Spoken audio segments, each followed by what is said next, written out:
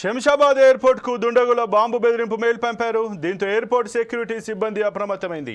Airport లో తనిఖీలు చేపట్టారు. మెయిల్ పై దర్యాప్తు చేశారు. చివరికి ఫేక్ మెయిల్ అని అధికారులు గుర్తించారు. ఇప్పటికే దేశవ్యాప్తంగా ఉన్న ఎయిర్పోర్ట్లకు బెదిరింపులు వస్తున్నాయి. భారత్ పాక్ ఉద్రిక్తతల నేపథ్యంలో ఇలాంటి బెదిరింపులు ఎక్కువయ్యాయి. ఈ నేపథ్యంలో సైబర్ బెదిరింపులపై భద్రతా బలగాలు అప్రమత్తంగా వ్యవహరిస్తున్నాయి.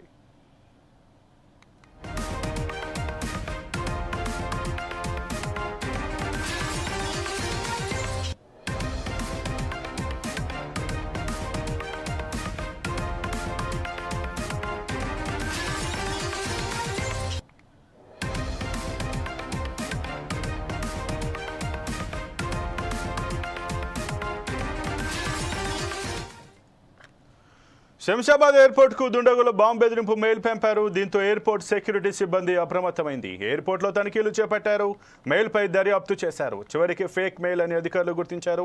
ఇప్పటికే దేశవ్యాప్తంగా ఉన్న ఎయిర్పోర్ట్లకు బెదిరింపులు వస్తున్నాయి. భారత్ పాక్ ఉద్రిక్తతల నేపథ్యంలో ఇలాంటి బెదిరింపులు ఎక్కువయ్యాయి. ఈ నేపథ్యంలో సైబర్ బెదిరింపులపై భద్రతా బలగాలు అప్రమత్తంగా వ్యవహరిస్తున్నాయి.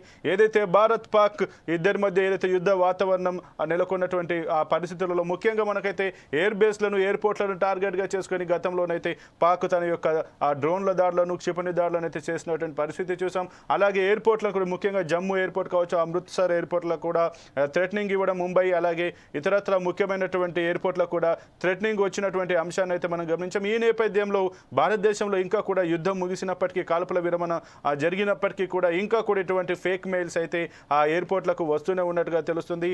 మరి ఎవరు చేస్తున్నారు? నిజంగానే ఎవరైనా బయట దేశాల్లో ఉన్నటువంటి ఆ పాక్ ఉగ్రవాద సంబంధిత వ్యక్తులు చేస్తున్నారు, లేదంటే భారతదేశంలో ఉన్నటువంటి కొంతమంది ఆతంకవాదులు కావచ్చు, తుంటరి వ్యక్తులు ఈ రకంగా ఫేక్ మెయిల్స్ పంపిస్తూ ఆ భారత నిఘా వ్యవస్థను, భారత ఆ యొక్క ఎయిర్ ఫోర్స్ను, ఎయిర్ స్పేస్ను, ఎయిర్ ఫోర్స్ను, ఎయిర్పోర్ట్లను కూడా ఈ రకంగా ఇబ్బంది పెట్టేటువంటి ప్రయత్నాలు చేస్తున్నారనేది మాత్రం పోలీసులు అయితే నిగ్గు తెలుస్తున్నట్టుగా, దానికోసం దర్యాప్తు చేస్తున్నట్టుగా తెలుస్తుంది.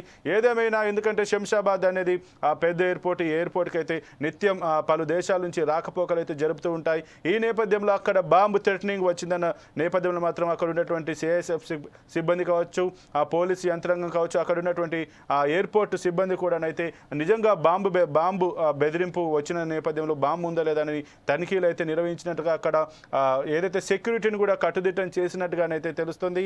ఇక చివరికి ఇది ఫేక్ మెయిల్ అని తెలవడంతో మాత్రం అక్కడ ఉన్నటువంటి సిబ్బంది కావచ్చు, పోలీసులు కూడా కొంత ఊపిరి పీల్చుకున్నట్టుగానే తెలుస్తుంది. ఇక ఏదేమైనా ఇటువంటి ఫేక్ మెయిల్స్ పంపుతూ ఈ బాంబు థ్రెటనింగ్లకు పాల్పడుతున్నటువంటి ఈ సైబర్ క్రైమ్, ముఖ్యంగా ఈ సైబర్ క్రైమ్ ద్వారా ఏదైతే ఈ మెయిల్స్ పంపిస్తూ ఇటు ప్రజల యొక్క ప్రాణాలతోటి చెలగాట, ప్రజల యొక్క ఏదైతే మనస్తత్వాలతోటి దెబ్బతీసే విధంగా ఎవరైతే ఈ యొక్క దారుణాలకు, ఘాతకాలకు పాల్పడుతున్నారో వాళ్ళని మాత్రం ఖచ్చితంగా గుర్తించి కఠిన చర్యలు తీసుకుంటామంటూ కూడా ఇటు భద్రతా బలగాలు, ప్రభుత్వాలు కూడా చెప్తున్న పరిస్థితి.